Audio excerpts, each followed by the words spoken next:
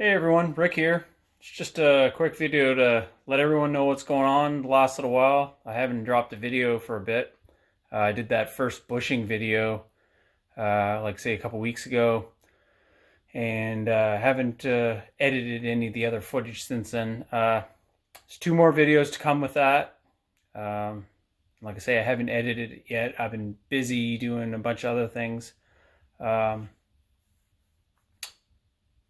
One of the things that I've been doing is picking up YouTube accessories for filming. So I've got a few new cameras to the addition here. Originally I had this Hero 5 Session, and I managed to track down, since then I got a Hero 4 and another 5 that I picked up. And some of the cameras I bought came with accessories. I bought this mini tripod. So that gives me 3 Hero sessions. And I also have this number 9, Hero 9, that I've got. That's my mainstay camera that I film with. So I have that. I'd like to get another one of these. Right now I'm filming on my cell phone. But yeah, I got quite a bit of accessories now and tools to work with for the Ditch Pig Experience channel. So it should be a little bit better content as far as the coverage and footage that I can get. Really looking forward to that. Alright you guys, this is the next addition to the Ditch Pig Experience. Picked this up not too long ago. Like I say, I'm just in the trial phases of learning how to use it. Flying, it's not the issue. It's figuring out how to use like all the features of it. It's got a lot. This is a DJI Mini 3 Pro. And it'll tape in 4K. It's got the little camera here, the gimbal. Yeah, it's quite the unit, and a huge addition to the channel, and giving me bigger and better things that I can do. So I'm really looking forward to locking this on to the Pig in tracking mode and flying it basically automated. While I drive, it'll follow me, and really looking forward to trying that. So like I say, I just got it, getting used to it, and then that's been taking up some of my time too. So I could edit videos or I could fly my drone. So I've been kind of taking advantage of that and using it as much as I can. I've got over a dozen flights on it so far. So yeah, you're gonna see more of that to come, and hopefully some really good aerial footage. Okay, the other thing I was going to show you, it's been taking up a fair bit of my time the last little while. A couple weeks ago I got this. So yeah, been wanting one of these for years, finally got one. It's been taking up some of my time cruising around on this thing. I haven't had a bike since like 98, 97, 98. So I got this 300, been putting it through its paces, checking it out, seeing what it's like. I love it. It's incredible. Just to let you know, yeah, there probably won't be any bike videos because there's nothing fantastic about me riding a bike. But I will be using it as far as the channel goes. I'll be using it to explore places, to take the Pig afterwards. This is cheap, 65 miles of the gallon. Just fly through the woods, check out things, and say, hey, you know, that'd be perfect for the truck, so I'll go back to it. But as far as actual bike videos, no. There won't be too much of that. There might be the odd time you see it in there, but that's about it.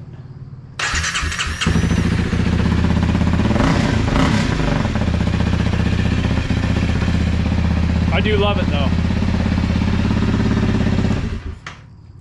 Like, I'm super stoked to have this addition.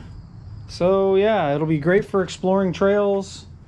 My girlfriend Pam loves riding on it too, so we just hop on it and go check things out. Different spots. We're gonna explore trails. I take the drone with me, so that kind of goes hand in hand with it too. I can go explore things, get footage, stuff like that. So yeah. So yeah, I'm gonna show you a video about the passenger side wheel bearing. When I was doing the bushings, the second bushing video, the first part of the day I found some issues. Thought it was rod end, ended up being wheel bearing. So I got a short video about that I'm going to show you before I get to the second bushing video. It was all filmed on the same day, but it'd be just too long, so I'm going to try and split the content up. Before that, I'd like to give a shout out to Mr. Malcolm Palmer. That would be my buddy Andrew's dad. Andrew picked him up a TV, and he is watching the Ditch Pig Experience on his new TV. Thanks for watching, Malcolm. Hope you're enjoying the content, and yeah, enjoy your new TV. So on to the video action. So yeah, initially I gave it a jiggle this way, and I thought it was rod end, but this is what we're dealing with. I just recently, like less than a year ago, put new wheel bearings in this, and I'm not sure exactly what happened, but I'm going to tear the hub off and have a look. So hopefully it's just a matter of torquing the spindle nut a little tighter, locking it back in, and calling it good. These are TerraFlex hubs, 35 spline for Dana 70 axles. First time I changed the wheel bearings on this, I upgraded it, and they've been working great. They're pretty much identical to a mile marker hub, just the name's different. As far as I can tell, they look identical. I really like these hubs because there's not a lot of internal components to them. They're really simple, and to pull them out, you just take these 6 screws. Once you get those out, the hub comes right out, and there's no like springs or extra bullshit. There's just the inside piece that's held in with the snap ring, and that's all there is to it. This piece that's inside, you just pull it out once the snap ring's out, and you're in business. That's all there is. Behind that's the 2 spindle nuts. So you take this snap ring and this snap ring out, thread a bolt into it on each side, slides out of the splines of the hub, and we should know what's going on. Okay, so this is what we had to do. This comes off the end of the axle shaft. All right. This big snap ring sits in here. Take that out. This is the inside of the hub. It just goes in those splines. Like I say, put a couple screws in it so you can walk it out. Once that's out, next step is this snap ring. You take that off. Then this lock ring comes off. That slides over your spindle nut. The spindle nut I have is it's called Stage 8. They're an aftermarket brand, really good, rated well. This is the spindle nut in here. So that's all you have to tighten up. So in behind that is a locking ring, and it's just grooved for these teeth that are on this. So these inside teeth go on your spindle nut so they can't move, and then this goes into the locking ring so that it can't loosen up. So obviously something must have not have been tight or on all the way for this to back off, because it can't move once it's in there.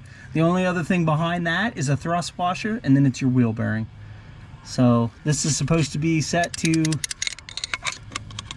55, 60 foot-pounds, something like that. Sometimes you got to tighten it a little more or back it off a little more to get that locking ring to fall into place.